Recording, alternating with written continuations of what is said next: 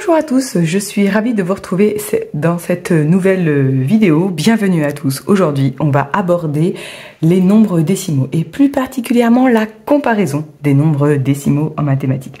Bienvenue à tous, je suis Gwendoline Flech, je suis professeure de mathématiques depuis 18 ans et depuis 1 an et demi, je suis à mon compte. J'ai repris les cours particuliers depuis 3 ans. J'ai ouvert une page Facebook, le lien est en barre de description. J'ai ouvert une chaîne YouTube.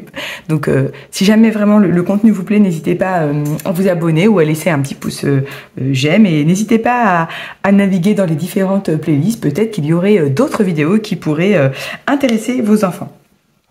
J'ai également créé depuis peu des petits gabarits, donc j'ai fait 6e, 5e, 4e pour aider les enfants à résoudre les exercices de maths. Et donc aujourd'hui, je vais de nouveau utiliser mon petit gabarit sur les nombres décimaux. Celui-ci n'est pas très bien découpé, mais j'ai d'autres types, donc j'ai 6e, 5e, 4e. Si vous êtes intéressé, mon mail est en barre de description. Je n'ai pas encore de boutique en ligne, mais ça ne saurait tarder. Un petit peu de patience d'ici quelques mois.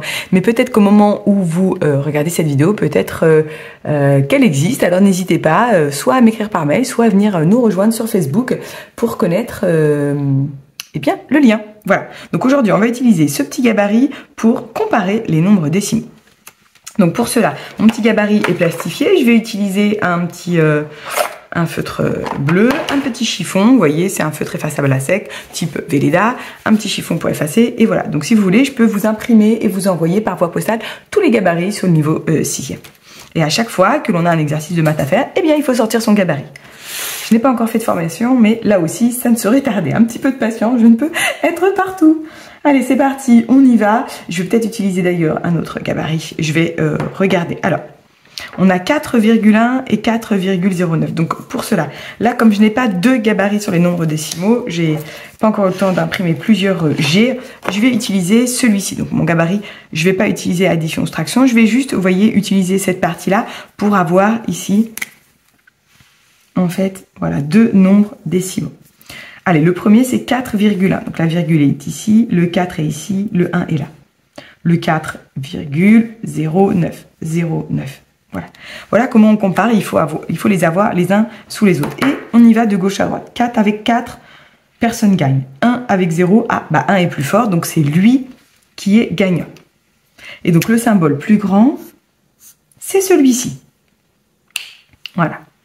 Vous voyez, avec le gabarit, c'est très facile. J'efface. Voilà. Si jamais on n'a pas de gabarit, bah oui, parce que on ne peut pas tous avoir un petit gabarit à la maison, eh bien, il suffit de dire à vos enfants, ici, on a deux chiffres, là, j'en ai qu'un. Vous voyez, si je le remets dans le gabarit, pardon, je l'ai mal mis, 4,1, eh bien, il suffit de rajouter un 0 ici. Voilà. 4,10 et là l'enfant ça peut l'aider, 4,10 il est plus grand que 4,09. Beaucoup d'enfants font comme ça d'ailleurs, dont mon fils, je lui avais expliqué, sans gabarit à l'époque. On y va, le deuxième. Donc là si on reprend la technique, j'ai deux chiffres, j'en ai qu'un, j'en mets un autre.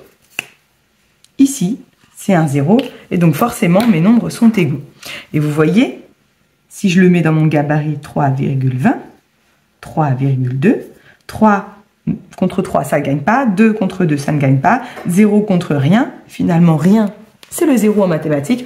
On se rend compte tout de suite que finalement, les deux nombres sont égaux. Exemple numéro 3. Donc, j'efface. Hop, on y va. 17,6. Donc là, soit l'enfant, il a compris, il peut faire sans gabarit, soit il continue avec son gabarit. Donc moi, je vais un petit peu continuer avec mon gabarit. 17,6 et 17,75. Et on y va, on fait un petit peu la bataille. 1 contre 1, personne gagne. 7 contre 7, personne gagne. 6 contre 7, ah, bah c'est 7 qui gagne. Ça veut dire que c'est lui qui a gagné. Lui, il est plus grand. Voilà. Si jamais on n'a pas de gabarit, je vais faire le dernier exemple sans gabarit. Donc là, si on n'avait pas de gabarit, on aurait rajouté un 0 ici. Donc là, par exemple, si on n'a pas de gabarit, ou alors si l'enfant, il commence un petit peu à comprendre. Vous voyez, le gabarit, le but, c'est de s'en détacher un petit peu. 6 contre 7, ah, c'est 7 qui gagne. Bah là, direct, vous voyez, j'ai la réponse. Dernier exemple. 3 contre 3, personne gagne. 0 contre 7, c'est 7 qui gagne. C'est de nouveau lui qui gagne. Voilà comment on compare des nombres décimaux. Donc soit vous avez besoin d'un petit gabarit avec 2 nombres décimaux, soit vous n'en avez pas besoin, auquel cas vous pouvez très bien utiliser les couleurs sans problème. Pour le dernier exemple, on aurait aussi pu rajouter un 0 ici. Pour comparer des nombres décimaux, il faut qu'ils aient le même nombre de chiffres derrière la virgule. Et pour cela, on peut rajouter nos petits zéros en couleur. Voilà, j'espère que cette petite vidéo a pu vous aider et a pu aider vos enfants à mieux comprendre comment comparer les nombres décimaux. Moi, je vous dis ciao ciao dans une prochaine vidéo. Bye bye!